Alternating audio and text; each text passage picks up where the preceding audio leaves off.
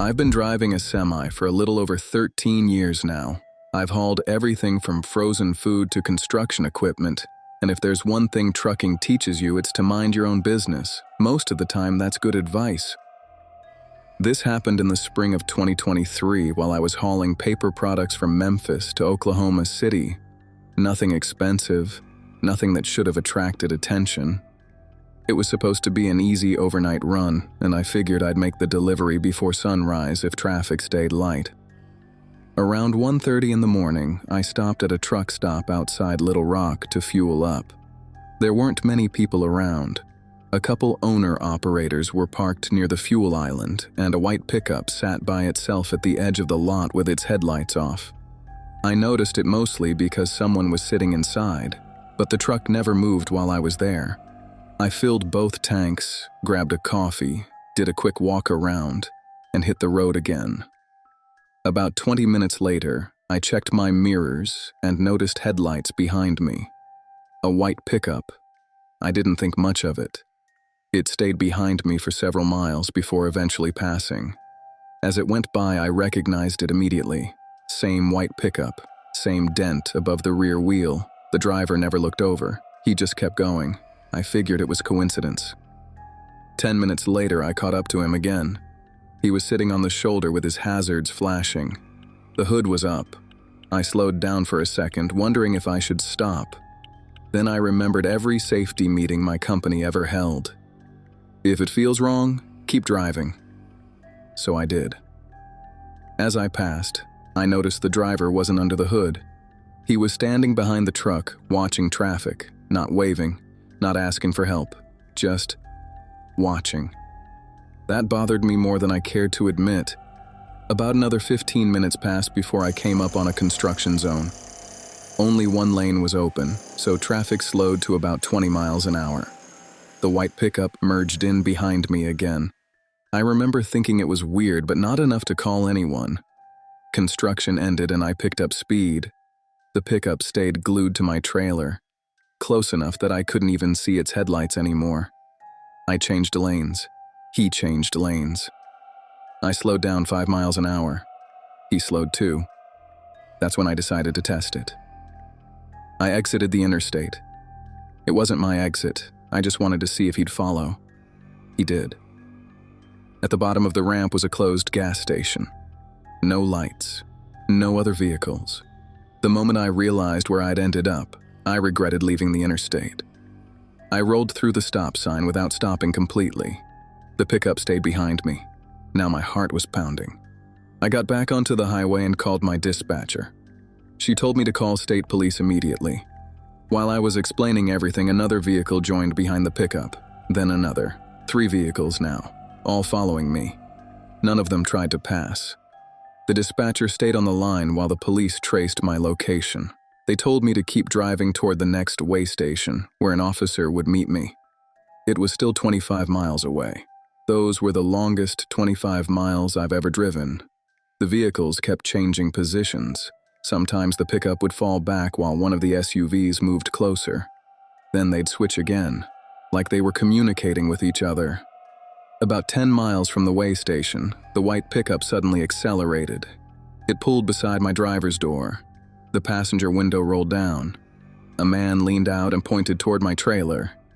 He kept yelling something, but between the engine noise and the wind, I couldn't understand him. Then he reached inside the cab of the pickup and held up a flashlight. He flashed it 3 times toward the back of my trailer.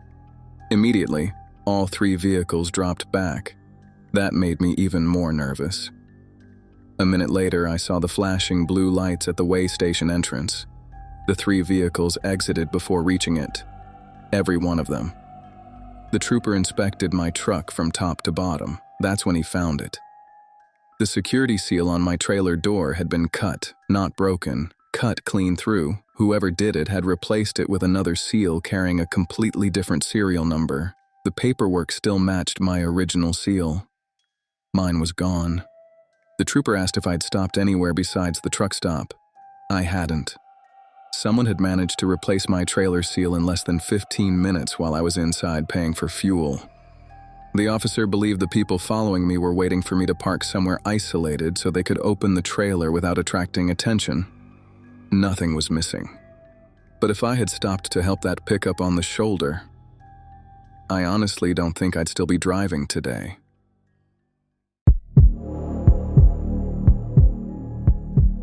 I've been hauling dry van loads for almost 9 years now, and one thing every driver learns pretty quickly is to check your equipment every single time you stop. I wish I'd followed my own advice that night. This happened in late 2021. I was hauling furniture from Atlanta to Indianapolis. It wasn't a rush load, so I wasn't pushing myself too hard. Around midnight, I stopped at a rest area in Kentucky to use the restroom and grab a snack out of the truck. The parking lot was mostly full. A few trucks had their curtains drawn, engines idling, nothing unusual. I was inside maybe 10 minutes. When I came back, I noticed my trailer doors looked slightly different. At first, I couldn't put my finger on it. Then I realized one of the locking bars wasn't sitting perfectly flush anymore. I walked over and grabbed it. It felt tight. The seal was still intact. I figured I was imagining things. I climbed back into the cab and got moving. About 45 minutes later, I started hearing an occasional thump. Not loud, just enough to notice. It sounded like furniture shifting. That happens sometimes, especially with uneven roads. I ignored it. Another 15 minutes passed. Thump, then another. This time it came in 2 quick hits, almost like someone bumping into the trailer wall.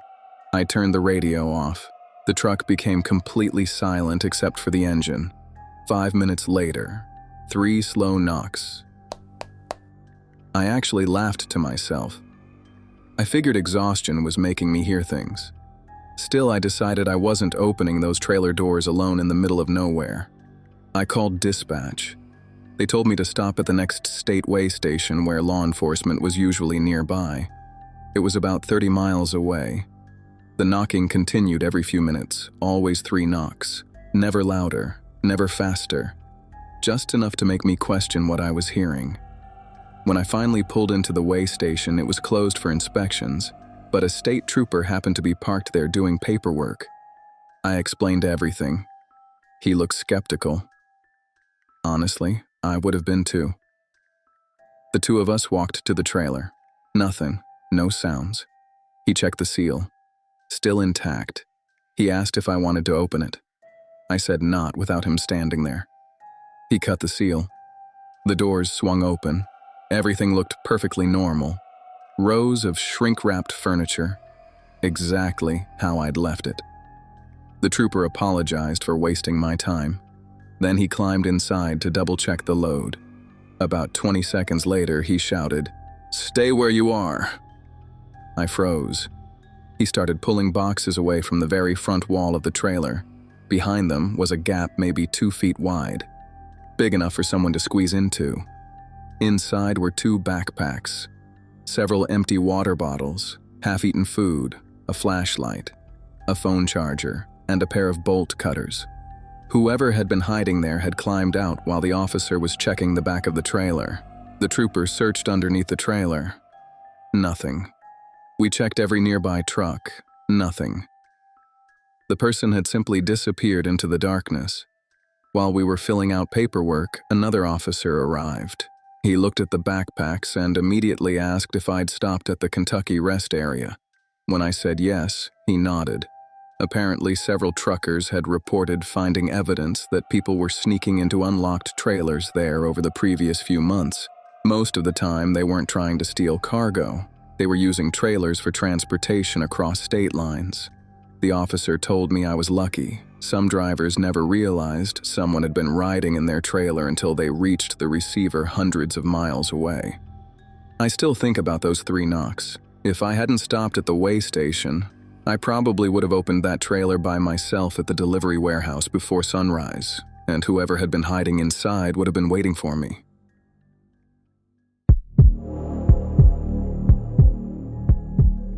I've been trucking long enough to know what a real traffic stop looks like. This wasn't one. The scary part is, I almost fell for it. This happened in western Oklahoma about 4 years ago. I was hauling a loaded flatbed of farm equipment just after midnight. There wasn't much traffic, and I'd already driven nearly 9 hours that day. About 30 miles outside Elk City, I noticed flashing blue lights in my mirrors. I pulled over immediately. The vehicle behind me looked like an older police SUV. Black, push bumper, roof lights, everything you'd expect. The officer walked up to my window wearing what looked like a state trooper uniform. He asked for my license, registration, and logbook. His voice was calm, professional. Nothing seemed out of place. Then he asked me to step out of the truck. That caught my attention. Normally, unless there's a reason, they don't ask you to leave the cab right away. I told him I'd rather stay inside until I knew what the stop was about. His expression changed, not angry, just impatient. He said he needed to inspect the cargo straps. I looked in my mirrors. Something didn't feel right. There was no spotlight on my truck, no dash camera visible, no unit number on the SUV.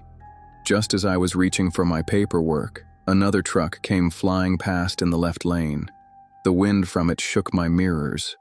For a split second, the headlights lit up the side of the police SUV. That's when I noticed it. The words State Patrol were crooked. One side was noticeably higher than the other, like cheap vinyl stickers. I suddenly had a very bad feeling. I apologized through the cracked window and told him I was calling dispatch before stepping outside. He immediately became irritated. No need for that? That sentence confirmed it for me. I locked the doors, started the truck, and slowly pulled back onto the highway. In my mirrors, I watched him sprint back to the SUV. The lights came on again. He followed me. Then, another pickup truck that had been parked farther down the shoulder pulled out too. Now there were 2 vehicles behind me. Dispatch called 911 while staying on the line with me. The operator asked for the mile marker, then she asked something strange. "Can you see a real unit number on the vehicle?" I couldn't. She told me to continue driving.